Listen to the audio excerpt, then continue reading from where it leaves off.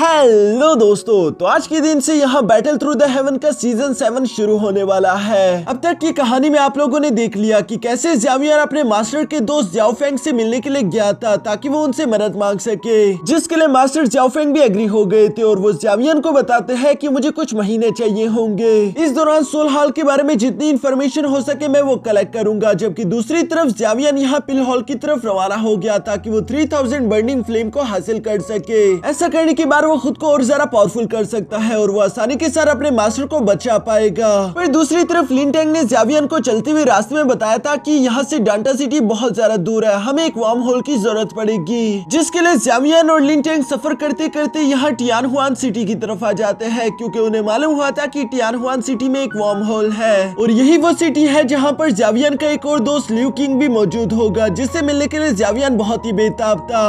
अब आगे तो नेक्स्ट एपिसोड की शुरुआत यहाँ बिल्कुल उसी सीन से शुरू होती है जहाँ एक लंबे सफर के बाद आखिरकार ज़्यावियर ने टियानहुआन सिटी में कदम रख लिया था। यहाँ आकर ज़्यावियर मुस्कुराते हुए कहता है कि अच्छा तो ये है टियानहुआन सिटी जहाँ पर लिu किंग रहता है। ये कहते हुए ज़्यावियर अभी आगे की तरफ बढ़ने ही वाला था, तभी अचानक हमें पीछे से लिन टैंग की आवाज सुनाई देती है, जो कि चिल्लाते हुए कह रहा था कि अरे ज़्यावियर यार मेरे लिए रुक जाओ, तुम आखिर इतना तेज क्यों उड़ रहे थे, क्या तुम मुझे बुली करना चाहते थे। जिस पर ज़्यावियर मुस्कुराकर जवाब देते हुए कहता है कि ये मजाक करना बंद करो, अगर मैं तुम्हारे लिए रास्ते में रुक रुक कर इंतजार ना कर रहा होता तो अब तक मैं लिu किंग के साथ बैठा हुआ हम दोनों वाइन पी रहे होते। तुम्हारी वजह से मैं इतना लेट हो चुका हूँ। लिन टैंग के पास तो यहाँ पर कहने के लिए कुछ भी नहीं बचा था, लेकिन वो ज़्यावियर को बताता है कि मुझे एक बात मालूम हुई थी कि टियानहुआन सिटी में एक वार्म होल मौजूद है जो कि सीधा पिल टावर के पास जाकर ओपन होगा, और मजे की बात यह है कि उस वार्म होल को और कोई नहीं बल्कि लिu फैमिली कंट्रोल करती है। हमारा दोस्त हमें आसानी के साथ वहाँ पर भेज देगा। हाँ, ये बात पूरी तरीके से सच है कि लिu फैमिली इस टियानहुआन सिटी की मालिक नहीं बल्कि इस सिटी पर राज करने वाला तो बर्निंग फ्लेम वैली है और लिu फैमिली तो उनका एक छोटा सा प्यादा। यहाँ बर्निंग फ्लेम वैली का नाम सुनकर तो ज़्यावियर हैरान हो गया था, क्योंकि उसे याद आया कि मास्टर याओलॉफ जब उसे 3 मिस्टीरियस हेवनली ट्रांसफॉर्मेशन टेक्निक सिखा रहे थे तो उन्होंने बताया था कि ये technique specially burning flame valley को बिलोंग करती है। अगर फ्यूचर में ज़्यावियर किसी तरीके से तुमने 3 हेवनली फ्लेम्स हासिल कर लिए, उसके बाद तुम इस 3 मिस्टीरियस हेवनली ट्रांसफॉर्मेशन टेक्निक को फुल पोटेंशियल पर इस्तेमाल कर पाओगे। तुम्हारी इस टेक्निक की ताकत इतनी ज्यादा इंक्रीज हो जाएगी कि बर्निंग फ्लेम के किसी एल्डर ने भी ये सब कभी नहीं सोचा होगा। ज़्यावियर मास्टर याओलॉफ की सारी कही हुई बातें याद करता है और अब चूंकि ज़्यावियर के पास 3 हेवनली फ्लेम्स भी मौजूद है तो इसका मतलब वो 3 मिस्टीरियस ट्रांसफॉर्मेशन टेक्निक को नेक्स्ट लेवल पर अपग्रेड कर पाएगा। दूसरी तरफ लिन टैंग ज़्यावियर को बता रहा था कि बर्निंग फ्लेम वैली की फाउंडेशन बहुत ही ज्यादा स्ट्रॉन्ग है। मैंने सुना है कि उनके लीडर के पास एक तरह की स्ट्रेंज हेवनली फायर है जिसका नाम है 9 ड्रैगन थंडर फ्लेम। ये फ्लेम हमेशा लीडर अपने डिसेंडेंट्स को जनरेशन टू जनरेशन पास करता है। ज़्यावियर लिन टैंग की ये सारी इन्फॉर्मेशन सुनकर कहता है कि वाओ, मुझे मालूम नहीं था कि तुम्हें इतना सब कुछ मालूम है। जो सुनकर तो लिन टैंग खुश हो गया और वो मुस्कुराकर कहता है कि हाँ, मैं हूँ ही कमाल का। वैसे ज़्यावियर, मुझे तुम्हें एक और बात बतानी है। मैं जानता हूँ कि तुम्हारे पास हेवनली 3 मिस्टीरियस ट्रांसफॉर्मेशन टेक्निक है, लेकिन हो सके तो उसे यहाँ पर इस्तेमाल मत करना, क्योंकि वो टेक्निक बर्निंग फ्लेम विलेज को बिलोंग करती है और अगर उन्हें मालूम हो गया तो तुम्हारे लिए बिला वजह मुश्किलें पड़ जाएगी।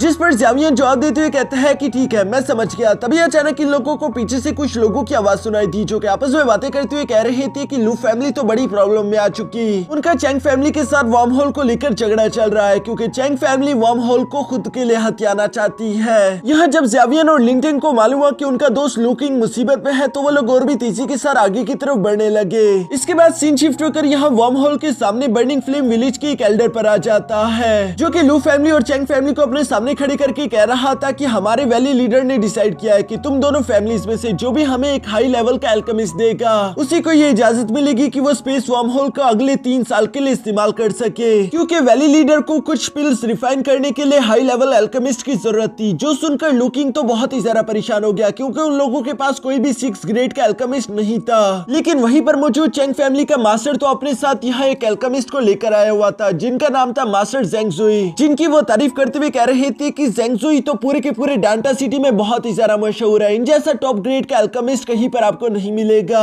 ज़ेंग जुई भी अपनी तारीफें सुनकर काफी ज्यादा खुश हो गया था। दूसरी तरफ मास्टर चैंग यहाँ पर एल्डर ची हाउ से कहते हैं कि प्लीज आप मास्टर ज़ेंग जुई को एक मौका दे, क्योंकि मुझे पूरे यकीन है कि मास्टर ज़ेंग जुई आपके वैली लीडर की पिल रिफाइनमेंट में अच्छी मदद कर सकते हैं। लेकिन ये बात सुनकर लिu फैमिली बिल्कुल भी खुश नहीं थी। लूफी तो गुस्सा हो रही थी, लेकिन लुकिन उसे शांत कराते हुए फौरन मास्टर ची हाउ के सामने आकर कहता है कि ये सब कुछ बहुत ही ज्यादा अचानक हुआ। हमें एक अच्छा अल्केमिस्ट ढूंढने के लिए मौका नहीं मिला, लेकिन अगर आप हमें कुछ दिन दे देते हैं तो मैं पूरी कोशिश करूंगा कि आप लोगों के लिए एक बेस्ट से बेस्ट 6 ग्रेड का अल्केमिस्ट लाकर दे दूं। ये सुनकर चैंग फैमिली का मास्टर फौरन से बीच में टांग अड़ाते हुए कहता है कि देखो यहाँ पर हम लोग वक्त को जाया नहीं कर सकते। बेशक अगर मेरी चैंग फैमिली हार भी जाए तो ये ज्यादा बड़ी बात नहीं होगी, पर दूसरी तरफ अगर वैली लीडर अपनी पिल को वक्त पर रिफाइन ना कर पाया तो ये ज्यादा बुरी बात है। इसलिए आप यहाँ पर लू फैमिली को कुछ घंटे भी नहीं दे सकते। जो सुनकर तो लूफी गुस्सा होते हुए कहती है कि क्या तुम बेवकूफ हो, आखिर थोड़े से वक्त में हम लोग 6 ग्रेड के अल्केमिस्ट कहाँ से ढूंढ कर लाएंगे। लू किंग यहाँ पर लूफी को शांत कराते हुए कहता है कि शांत हो जाओ, अब मामला हमारे हाथों से निकल गया। जो देखकर मास्टर चेंग को तो बहुत ही खुशी हो रही थी, क्योंकि वो लोग अब आसानी के साथ यहाँ इस वार्म होल को कब्जे में ले लेंगे। मास्टर चीहाओ भी यहाँ पर निराश होते हुए कहते हैं कि वक्त की बहुत ही ज्यादा कमी है और इसलिए मैं ज्यादा वक्त तुम्हें नहीं दे सकता। अगर लू फैमिली एक 6 ग्रेड के अल्केमिस्ट आज शाम तक ले आती है तो ये अच्छा होगा, और अगर तुम लोग ऐसा नहीं कर पाते तो चेंग फैमिली को मजबूरन वार्म होल के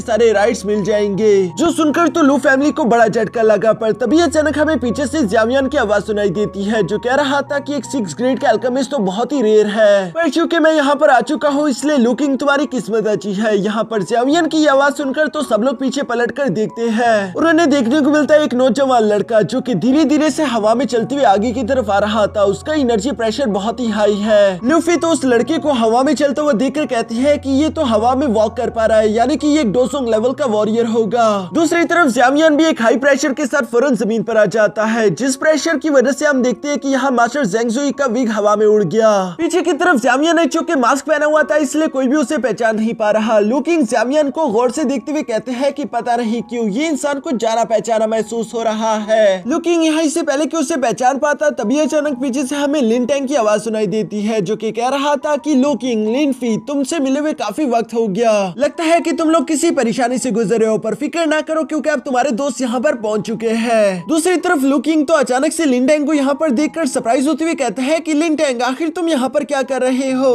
जिस पर लिन टैंग भी मजाक करके पूछता है कि क्यों, क्या तुम मुझे यहाँ पर वेलकम नहीं करना चाहते। जिस पर लू किंग जवाब देते हुए कहता है कि अरे नहीं भाई, ऐसी कोई बात नहीं, मैं तो बस तुम्हें यहाँ अचानक से देखकर सरप्राइज हो चुका हूँ। दूसरी तरफ ज़्यामियन भी यहाँ लू किंग से कहता है कि लू किंग, तुमसे मिले काफी वक्त हो गया। जो सुनकर लू किंग एक बार फिर से सोचने पर मजबूर हो गया। वो जहन पर जोर लगाते हुए यही समझने की कोशिश कर रहा था कि आखिर उसके सामने मौजूद इंसान कौन है। यहाँ जैसे ही उसे आइडिया हुआ कि ये ज़्यामियन है, इससे पहले कि वो यहाँ ज़्यामियन का नाम ले पाता तभी अचानक लिन टैंग ने उसे वहीं पर खामोश कर दिया और वो बताता है कि ज़्यामियन ने फैंगली पवेलियन से पंगा ले लिया, जिसकी वजह से ज़्यामियन को अब कुछ दिनों तक लो प्रोफाइल रहना होगा। यूफी भी इतने दिनों बाद ज़्यामियन को देखकर यहाँ ब्लश कर रही थी और वो कहती है कि ये तो ज़्यामियन है। ज़्यामियन, तुम्हें मिलकर काफी अच्छा महसूस हुआ। जबकि लू किंग भी ज़्यामियन को देखकर बहुत ही खुश था। वो ज़्यामियन की तरफ बढ़ते हुए कहता है कि वाह लड़के, तुमने तो कमाल कर दिया, इतनी थोड़ी अरसे में तुम इतनी जल्दी डोजोंग लेवल पर पहुंच चुके हो। जिस पर ज़्यामियन भी मुस्कुराकर जवाब देते हुए कहता है कि 7 स्टार डोहोंग लेवल, तुम भी कुछ कम नहीं, तुमने भी काफी अच्छी कल्टीवेशन करी है, एटलीस्ट तुम लिन टैंग से तो ज्यादा ही पावरफुल हो। जिस पर तो लिन टैंग आगे की तरफ आते हुए कहता है कि अरे यार, तुम अब मेरा मजाक तो मत उड़ाओ। तभी अचानक हमें पीछे से यहाँ मास्टर चेंग की आवाज सुनाई देती है, जो कह रहा था कि ये तो एक मामूली सा डोजोंग लेवल है, मुझे लगा था कि यहाँ पर कोई महान इंसान आया होगा। ज़्यामियन ये सब देखकर यहाँ लू किंग से सवाल करते हुए पूछता है कि तुम्हें कोई मदद चाहिए। जिस पर लू किंग मना करते हुए कहता है कि नहीं, तुम इतने अरसे बाद पहली दफा यहाँ टियानहुआन सिटी में आए हो, मैं नहीं चाहता कि मेरी वजह से तुम किसी मुसीबत में फंस जाओ, ये मामला मैं खुद सॉल्व कर लूंगा। जो सुनकर ज़्यामियन मुस्कुराकर जवाब देते हुए कहता है कि जब गामा एम्पायर में मुझे जरूरत थी तो तुम मेरी मदद करने के लिए वहाँ पर आए थे, और वैसे भी तुम मुझे अच्छे से जानते हो, मैं मुसीबतों में फंसने से नहीं डरता। ये कहकर ज़्यामियन मुस्कुराते फौरन यहाँ मास्टर चीहाओ के पास आ गया, जहाँ वो खुद को इंट्रोड्यूस करवाते हुए कहता है कि मेरा नाम ज़्यामियन है और मैं लू फैमिली की तरफ से कंपटीशन में फाइट करूंगा। जिस पर तो चीहाओ सरप्राइज होकर कहते हैं कि क्या तुम एक अल्केमिस्ट हो, जबकि बाकी के सब लोग भी यहाँ पर काफी ज्यादा हैरान थे। वो लोग आपस में बातें करते हुए कहते हैं कि देखो तो सही, ये लड़का इतना यंग एज में डोसोंग लेवल पर पहुंच गया, साथ ही साथ ये अल्केमिस्ट भी है। जबकि मास्टर चेंग आगे की तरफ बढ़ते हुए ज़्यामियन का मजाक उड़ाने के लिए कहते हैं कि मास्टर ज़ेंगजुई, लगता है कि यहाँ पर ज्यादातर लोग आपकी नोबल रिपुटेशन के बारे में नहीं जानते। इन बेवकूफ लोगों को समझ ही नहीं आता कि एक 6 ग्रेड का अल्केमिस्ट क्या होता है। कोई भी मुंह उठाकर आपसे कंपटीशन करने के लिए चला आएगा, हम इस बात को बिल्कुल भी बर्दाश्त नहीं कर सकते। ज़ेंगजुई भी दूसरी तरफ ज़्यामियन को कमजोर समझने की गलती कर चुका था। वो आगे की तरफ बढ़ते हुए कहता है कि बच्चे, अगर तुम अपनी सोल पावर का इस्तेमाल करते हुए सिर्फ मुझे पुश बैक भी कर सके तब भी मैं तुम्हें विनर डिक्लेयर कर दूंगा, वरना अगर बिला वजह मैंने तुम पर अपनी पूरी जान लगा दी तो लोग मुझे बुली समझेंगे। दूसरी तरफ मास्टर चीहाओ सारा नजारा देखते हुए लू किंग से कहते हैं कि ठीक है, अगर तुम्हारा ये दोस्त कॉन्टेस्ट में हिस्सा लेना चाहता है तो हम इसकी इजाजत देंगे। चलो फिर एक छोटा सा कॉन्टेस्ट हो जाए। जो सुनकर यहाँ जावियन और मास्टर जेंगसुई दोनों एक दूसरे के आमने सामने आकर खड़े हो गए थे,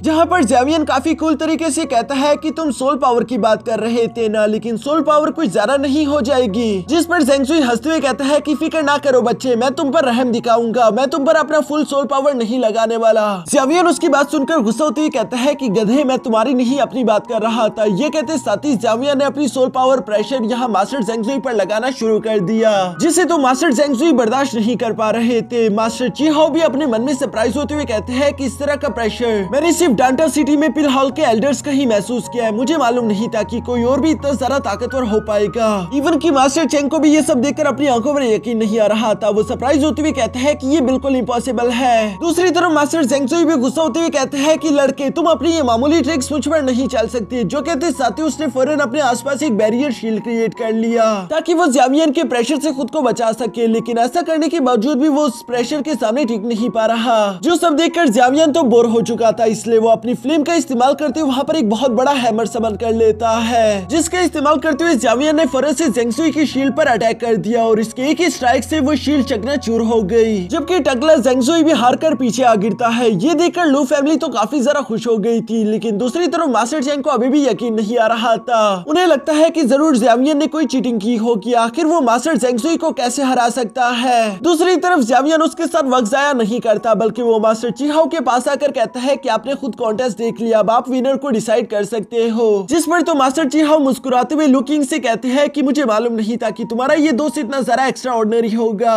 वाकई इसने काफी आसानी के साथ इस कॉन्टेस्ट को जीत लिया, इसलिए सब लोगों के सामने मैं टियानहुआन सिटी के स्वाम हॉल को अगले 3 साल के लिए दोबारा लू फैमिली के हवाले करता हूँ। जो सुनकर तो लूफी और ल्यू किंग दोनों ही काफी ज्यादा खुश हो गए थे और वो फौरन आगे की तरफ बढ़ते हुए मास्टर चीहाओ का शुक्रिया अदा करते हैं। दूसरी तरफ हम देखते हैं कि मास्टर चीहाओ भी धीरे धीरे से नीचे की तरफ आते हुए जावियन के सामने आ गया और वो जावियन से सवाल करते हुए पूछता है कि अब तक मैंने तुम्हारा नाम नहीं पूछा। जिस पर जावियन यहाँ मास्टर चीहाओ को अपना नाम यानजाओ कहकर बताता है, जिस पर मास्टर चीहाओ कहता है कि यानजाओ, अब चूंकि तुमने देख लिया कि वर्म होल हमने लू फैमिली के हवाले कर दिया है, तो कॉन्टेस्ट के रूल के मुताबिक अब तुम लू फैमिली को रिप्रेजेंट करने वाले अल्केमिस्ट हो, इसलिए तुम्हें मेरे साथ बर्निंग फ्लेम वैली चलना होगा। जो सुनकर जावियन अपने मन में सोचता है कि बर्निंग फ्लेम वैली, अगर मैं वहाँ पर चला जाऊँ तो हो सकता है कि मुझे हेवनली 3 मिस्टीरियस ट्रांसफॉर्मेशन टेक्निक के बाकी के हिस्से भी वहाँ पर मिल जाए, जिसके बाद मैं उस टेक्निक को फुल पोटेंशियल पर इस्तेमाल कर सकता हूँ। यहाँ ये सब सोचते हुए जावियन मास्टर चीहाओ से कहता है कि चूंकि मैंने अपना पहला कदम उठा लिया, पीछे हटने का मेरे पास कोई रास्ता नहीं, इसलिए मैं आपके साथ जरूर चलूंगा, लेकिन चलने से पहले मैं अपने दोस्तों से कुछ बात करना चाहता हूँ। जो कहते हुए जावियन लू किंग के पास आ जाता है। यहाँ पर तो लिंटेंग जावियन से कह रहा था कि क्या तुम सच में बर्निंग फ्लेम वैली जाने वाले हो? क्या तुम जानते हो कि वहाँ पर अगर किसी ने तुम्हारी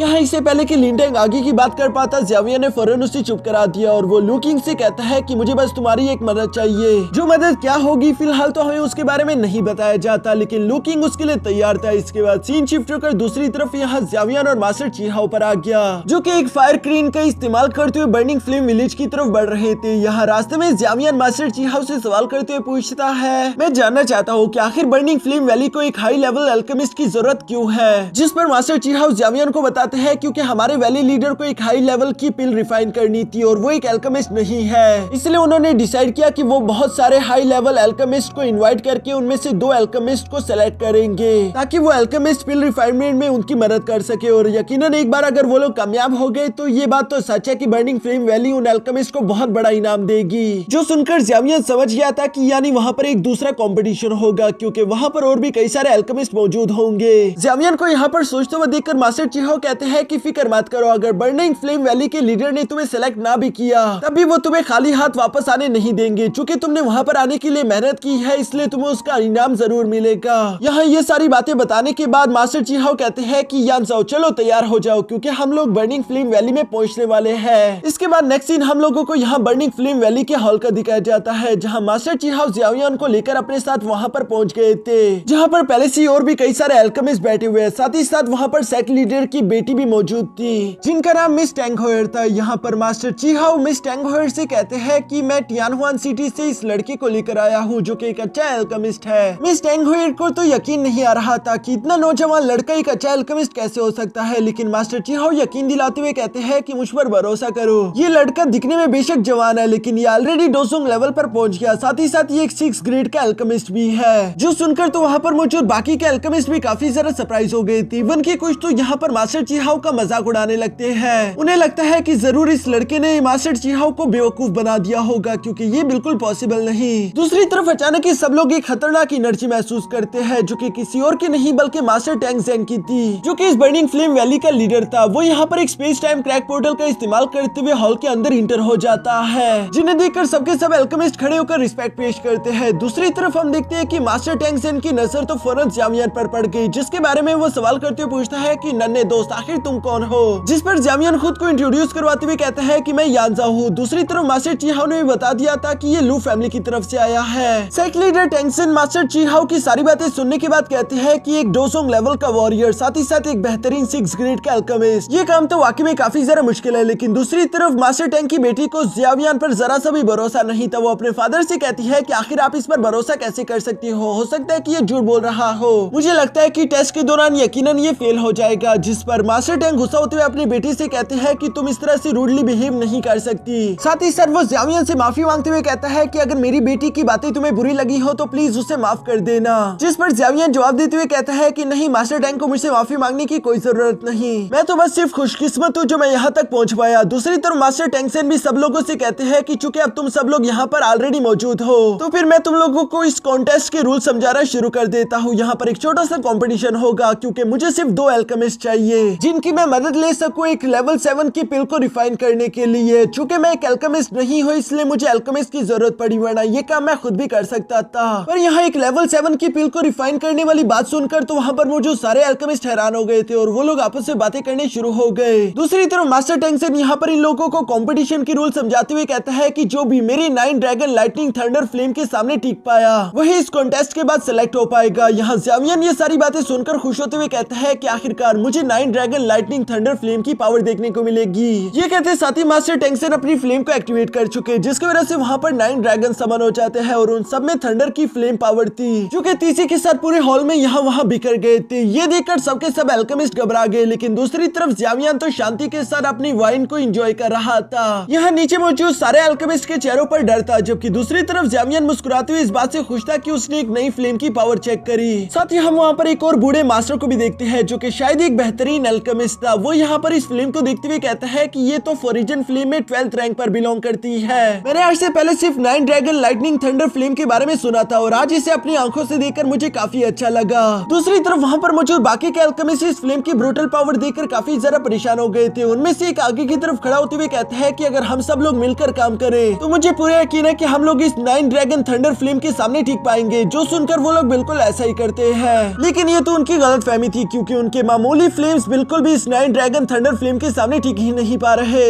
यहाँ पर मौजूद इन सब लोगों को यूं हारता हुआ देखकर वही बूढ़ा आदमी जिसका नाम फैंटम मास्टर था वो खड़े होकर कहता है कि अब मेरी बारी, मैं अपने स्किल्स तुम लोगों को दिखाता हूँ। जो कहते साथ ही फैंटम मास्टर ने यहाँ पर अपने स्काईबोर्न कोल्ड पाइथन फ्लेम को एक्टिवेट करना शुरू कर दिया था। इसे देखकर तो मास्टर टैंक ज़ेन भी थोड़े से सरप्राइज हो गए थे, क्योंकि फैंटम मास्टर की ये कोल्ड पाइथन फ्लेम काफी जरा कमाल की थी। यहाँ 9 ड्रैगन्स तेजी के साथ उसे फॉलो करते हुए डिस्ट्रॉय करने की कोशिश कर रहे थे, लेकिन सिर्फ यही कोल्ड पाइथन फ्लेम ही उन ड्रैगन्स के सामने कुछ देर तक टिक पाई। ज़ियावियान भी ये देखकर बहुत ही सरप्राइज था। वो इस हेवनली कोल्ड पाइथन फ्लेम को देखते हुए कहता है कि ये तो मेरे मास्टर के बोन चिलिंग फ्लेम की तरह ही कुछ दिख रही है। दूसरी तरफ हम देखते हैं कि फैंटम मास्टर की ये कोल्ड पाइथन फ्लेम अब यहाँ उन 9 ड्रैगन्स के सामने बहुत ही मुश्किल से टिक पा रही थी, जो देखकर मास्टर टैंक ज़ेन की बेटी उनसे कहती है कि मुझे लगता है कि आपको फैंटम मास्टर को चूज कर लेना चाहिए, वो यहाँ तक टिक पाई ये भी बहुत बड़ी बात है। इसी वजह से मास्टर टैंक ने बिल्कुल ऐसा ही किया। वो फैंटम मास्टर से कहते हैं कि बस ठीक है, तुम इस कंपटीशन में सक्सेसफुली कामयाब हो चुके हो, तुम्हें और ज्यादा मेहनत करने की कोई जरूरत नहीं। जो सुनकर फैंटम मास्टर भी अपने हेवनली कोल्ड पाइथन फ्लेम को वापस से लेकर शांति से बैठ गया।